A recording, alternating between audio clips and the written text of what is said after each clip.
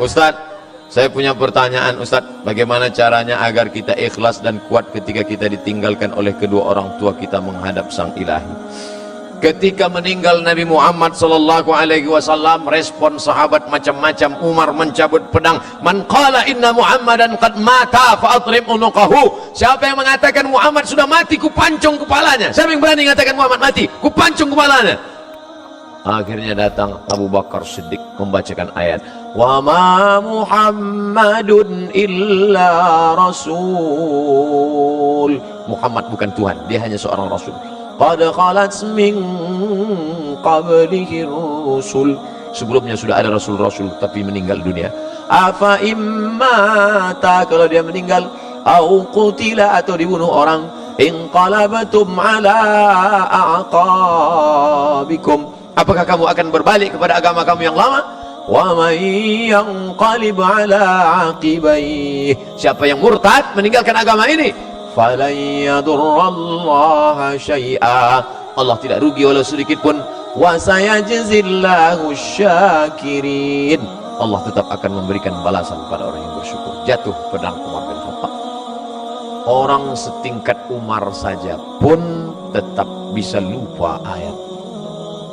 Hari ini Abdul Somad yang menasihati, sabar ya, sabar ya. Tapi ketika musibah itu datang, as-sabru inda sadmatil ula, sabar itu datang pada pukulan yang pertama. Maka balikkan pada Allah. Ini ujian. Sabar.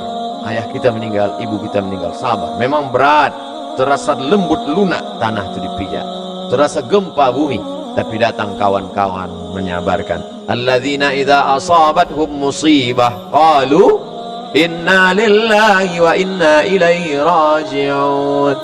Ini bukan punya kita, ini punya Allah. Allah ambil, dia lebih sayang. Allah hanya ingin melihat kau sabar. Nabi Muhammad anak yatim, Imam Syafi'i anak yatim, ulama-ulama kita anak yatim. Jangan sedih menjadi yatim, karena Allah ingin memuliakanmu.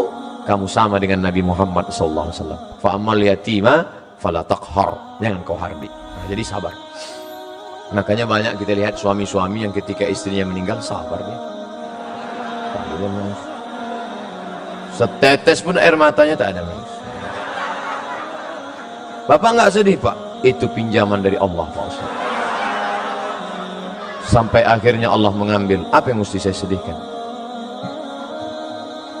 Ustadz nih kalau cerita selalu nggak enak aja. Oke, kita balik. Sekarang kita balik, suami yang meninggal. Ibu tuh nggak nangis.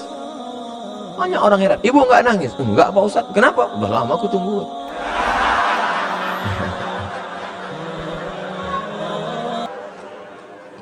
Balikkan kepada Allah SWT. Bagaimana caranya supaya doa cepat terkabul, dan bagaimana supaya jodoh yang kita impikan cepat datang?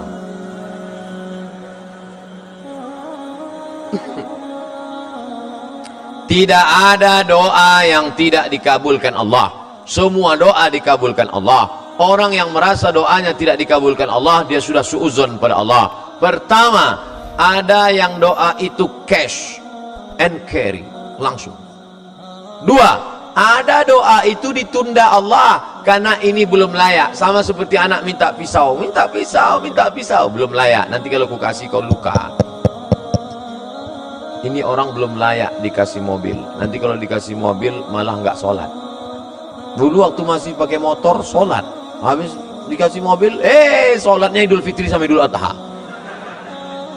Ilmunya belum sampai. Yang ketiga, ada orang-orang yang rezekinya ditahan Allah, nanti akan diberikan di surga. Mala a'yunun ra'at, belum pernah dilihat mata, wala udhunun sami'at, belum pernah didengar telinga, wala takhatara ala qalbi bashar, belum pernah terlintas di hati manusia. Jadi doa kita itu tetap saja doa. Ini sekarang banyak anak-anak muda nggak mau sholat, nggak mau berdoa. Assalamualaikum warahmatullahi wabarakatuh. Assalamualaikum warahmatullahi wabarakatuh. Oh, ditanya, sampean orang dungo, kamu kok nggak berdoa? Orang yang lama aja belum dikabulkan. Ngapain nambah yang baru loh? Doa. Orang yang nggak mau berdoa itu sombong, maka doa. Ustadz, boleh nggak kalau saya doa saya sebutkan orangnya? Ya boleh. Ya Allah, itu ada ketua band, orangnya ganteng. Rasanya kalau punya suami seperti dia, so sweet. Boleh, apa enggak boleh? Tolonglah kirimkan angin cinta ke hatinya. Tapi kalau dia tidak menerima, kirimkan angin puting beliung sekalian. Jangan, enggak boleh doa yang enggak baik.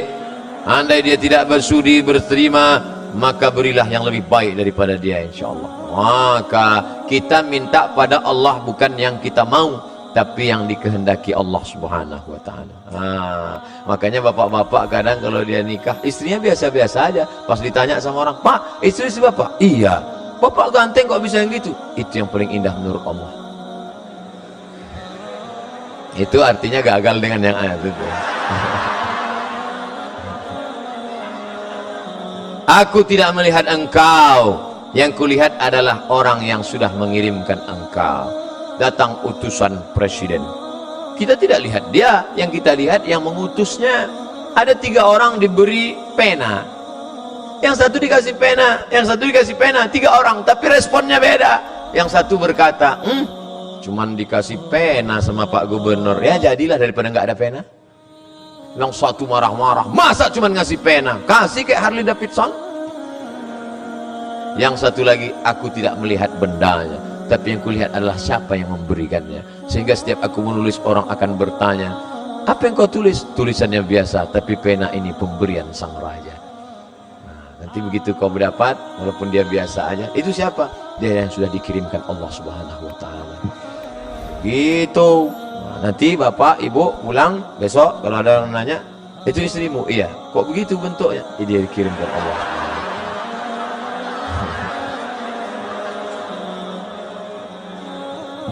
Jangan pernah kau berhenti bosan berdoa kepada Allah Subhanahu wa ta'ala, tapi tetap ada usaha.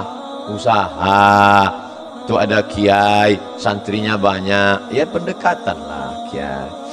Ustaz, saya sudah ditolak calon mertua saya, gimana caranya? Jangan kamu sendiri ngadap ke sana. Kamu sendiri ngadap selengean, celana sobek, pakai kap 70. Ya nggak mau dia. Coba bawa, tanya, calon mertuamu itu kerjanya di mana? Di Universitas Airlangga. Bagian apa dia? Di kantor. Bawa Pak Rektor. Oh ada kan? Pak. Ini mau minta, mohon Bapak Sudi agak. Oke, begitu sampai di sana, langsung dia. Apalagi sampai Pak Rektor, Riki mahasiswa wapi tenan iki. Masya Allah, langsung Masya Allah. Jangan bawa saya. Kalau saya bawa, nanti yang diterima saya. Canda. Bagaimana pandangan dan pendapat Ustadz tentang jaringan Islam liberal yang sudah mulai marak di Indonesia dan saat ini mulai masuk ke kerohanian SKI sekolah-sekolah? Jadi ada di Jawa Timur Pondok Pesantren Ponorogo, Gontor, Darussalam punya anak namanya Dr. Fahmi Zarkashi.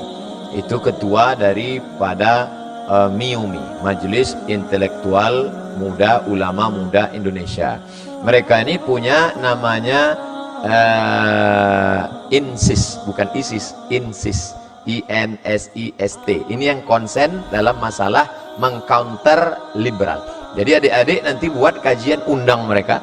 Cuman mereka tidak model ceramah begini, pakai makalah serius, pakai infokus.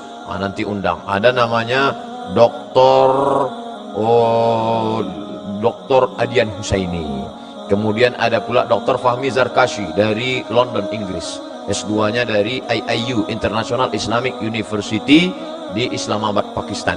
Ada lagi dapat doktor 2, satu dari Bonn, Jerman, yang satu lagi dari Istak. Murid langsung dari Profesor Dr. Naqib Al-Attas yang ada di Malaysia. Ini mereka konsen mengcounter itu.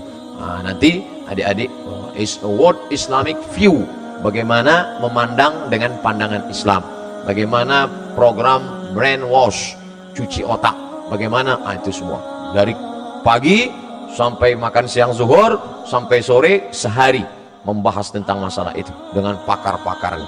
Insya Allah ke depan buat program, apakah sebulan sekali atau 2 bulan sekali atau 3 bulan sekali, apakah tribulan, apakah caturbulan. Bulan ini Ustadz ini, bulan depan Ustadz ini. Tapi kalau untuk insist tadi harus satu paket. Ini insya Allah memberikan pandangan yang baru buat kita semua, insya Allah. Amin. Amalan apa saja yang bisa menghapus amalan kita? Amalan apa yang bisa menghapus amalan kita? Nan pertama hasad. Iyakum wal hasada, janganlah kalian hasad. Fa innal hasada, karena sesungguhnya hasad dengki busuk hati, yakulul hasanat, memakan amal soleh, puasa, solat, zakat, haji, umroh, baca Quran, habis dimakan dek hasad. Kama ta'kulun narul hatab, sebagaimana api memakan kayu bakar. Mudah-mudahan ibu bapak kita semua termasuk Abdul Somad bersih hati dari hasad. Apa itu hasad? Tak senang menengok orang lain dapat nikmat. Mancalia gelang ameh kawan kumat darah tinggi. SMS kecil ibu. Apalagi yang bisa merusak amal? Dua, la in asyrakta la yahbatanna amaluka. Kalau kau syirik, persekutukan Allah, kau duakan Allah dengan dukun, cinta ditolak, dukun bertindak. Suami tak patuh, ambil rambutnya, ambil kukunya, dibakar, minta ke dukun, masukkan ke kopi, suami minum, mati. Syirik. Sudahlah syirik jadi janda pula. Lain asyrakta, kalau kau syirik, la yahbatanna amaluka, maka semua amalmu gugur. Jangan sampai syirik. Bagaimana cara mengembalikan amal tadi? Ya ayyuhalladzina amanu tubu ilallahi taubatan nasuha. Bisa balik amal baik awak, bisa. 3 syaratnya. Illa man taba, taubat, wa amana, beriman, wa amila amalan salihah, beramal soleh. Taubat, iman, amal soleh, ulaika yubaddilullahu sayyiatihim, semua dosa salah mereka dulu diganti Allah hasanat, diganti Allah menjadi kebaikan-kebaikan. Mudah-mudahan kita termasuk orang yang pernah salah tapi kemudian bertobat dan kesalahan kita diganti Allah dengan kebaikan. Apa hukum bercadar Pak Ustadz? Bercadar ajaran Islam. Istri-istri Nabi bercadar, sahabat-sahabat Nabi bercadar. Zaman Nabi perempuan yang nampak matanya, zaman sekarang matonya tertutup dan lain nampak. Maka kalau ada perempuan bercadar jangan ejek. Tapi ulama tak sepakat tentang cadar. Sebagian mengatakan cadar wajib, tapi sebagian mengatakan cadar tidak wajib. Maka antara yang bercadar dengan yang tak bercadar jangan saling mengejek. Ibu yang tidak bercadar jangan ejek yang bercadar. Bantu ninja mucalia. Kenapa ketika melihat perempuan bercadar kita marah, tapi melihat perempuan tak pakai rok kita diam? Kenapa melihat perempuan bercadar kita risih? Kenapa melihat perempuan pakai rok pendek kita diam? Berarti otak kita sungsang. Maka yang bercadar bagus, apalagi anak-anak gadis cantik, putih, saking putihnya kalau minum kopi nampak hitam semua. Itu bagus pakai cadar. Kalau tidak pakai cadar habis bertabrakan supir-supir angkot di jalan.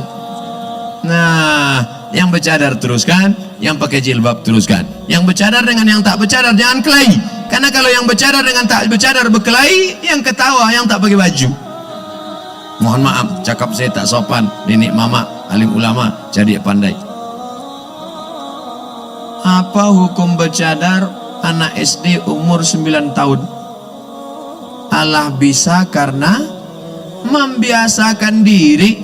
9 tahun sebagian sudah haid, menstruasi. Perempuan yang sampai menstruasi maka dia menutup aurat.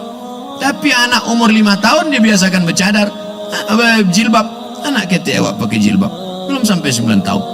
Dari kecil terlonjak-lonjak, sudah besar terbawa-bawa, sudah tua terubah tidak. Nah, maka dibiasakan dari kecil. Kalau sudah tua, bambu bisa dibentuk ketika masih rebung. Rebung masih bisa dibentuk. Tapi kalau sudah menjadi bambu kuning, 2 kemungkinan. Kalau indak inyo patah, kepala awak na pacah. Oleh sebab itu, mudah-mudahan anak kita menjadi anak-anak yang solihah.